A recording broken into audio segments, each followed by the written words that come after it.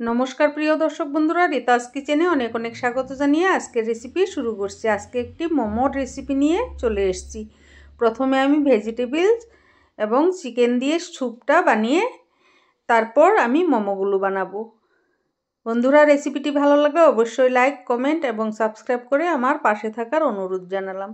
প্রথমে আমি সামান্য একটু তেল দিয়ে আদা রসুন থেতো করে দিয়ে মাংসগুলো দিয়ে একটু নেড়েচেড়ে নিচ্ছি।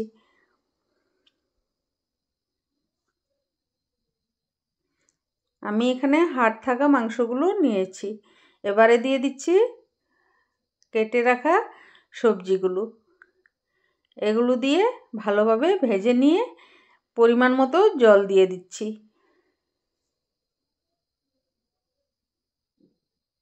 জলটা একটু বেশি করে দিতে হবে, কারণ সবজিগুলো সেদ্ধ হতে সময় লাগবে, তার সাথে মাংসটাও সেদ্ধ হবে, তার জন্য আমি একটু বেশি করেই জল দিয়েছি স্বাদ মতো নুন।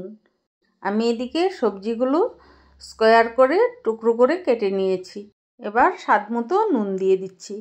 এবার হাতে ভালোভাবে কষলিয়ে জল ঝরিয়ে নেব। দিয়ে দিচ্ছি হাফ টিস্পুনের মতো গোলমরিচ গুঁড়ো। এখানে মাংসতেও আমি নুন গোলমরিচ গুঁড়ো দিয়ে ভালোভাবে কষলিয়ে নেব। দিয়ে দিচ্ছি 1 টিস্পুন সয়া সস। মাংসতেও 1 টিস্পুন সয়া সস দিয়ে দিলাম। এবার ভালোভাবে কষলিয়ে জলটা ঝরিয়ে নেব। দেখতেই পাচ্ছ সবজিগুলো একদম মজে গেছে। এবার আমি জলটা নিংড়িয়ে ফেলে দিয়ে সবজিগুলো মাংসর সাথে মিলিয়ে নেব। মাংসটাকেও ভালোভাবে আমি মেখে নিয়েছি। এবার একসাথে সবজি আর মাংস দিয়ে দেব। বন্ধুরা আমার রেসিপিটি ভালো লাগলে অবশ্যই লাইক কমেন্ট এবং সাবস্ক্রাইব করে আমার পাশে থাকার অনুরোধ জানালাম। এদিকে আমার স্যুপটা প্রায় রেডি হয়ে গেছে। দিয়ে দিচ্ছি 2 টিস্পুনের মতো কর্নফ্লাওয়ার, যাতে স্যুপটা একটু ঘন হয়। দিয়ে দিচ্ছি 1 টিস্পুন সয়া সস। এবারে দিচ্ছি ধনেপাতা কুচি। আমার স্যুপটা রেডি হয়ে গেছে। এদিকে আমি মোমোর জন্য আগেই ময়দার ডো বানিয়ে রেখেছিলাম। এবার বেলে নিচ্ছি।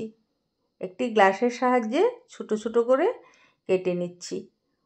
বন্ধুরা আমার রেসিপিটি ভালো লাগলে অবশ্যই লাইক কমেন্ট এবং সাবস্ক্রাইব করে আমার সঙ্গে থেকো।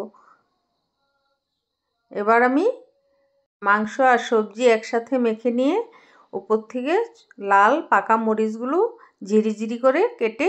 বন্ধুরা আমার মোমোর পুরটা একদম রেডি হয়ে গেছে। এদিকে আমি একটি মিক্সিং জারে ধনেপাতা কাঁচা লঙ্কা রসুন এবং পরিমাণ মতো নুন দিয়ে একটি পেস্ট বানিয়ে নেব মোমোর সাথে খাওয়ার জন্য। এদিকে আমি পুর ভরে নিচ্ছি। দেখতেই পাচ্ছ বন্ধুরা কিভাবে মোমো বানাতে হয়। আমি এভাবে সবগুলো বানিয়ে নিচ্ছি। কেমন হয়েছিল আশা করি কমেন্টে জানাবে তোমরা। এবার একটি স্টিমারের সাহায্যে আমি স্টিম করে নেব।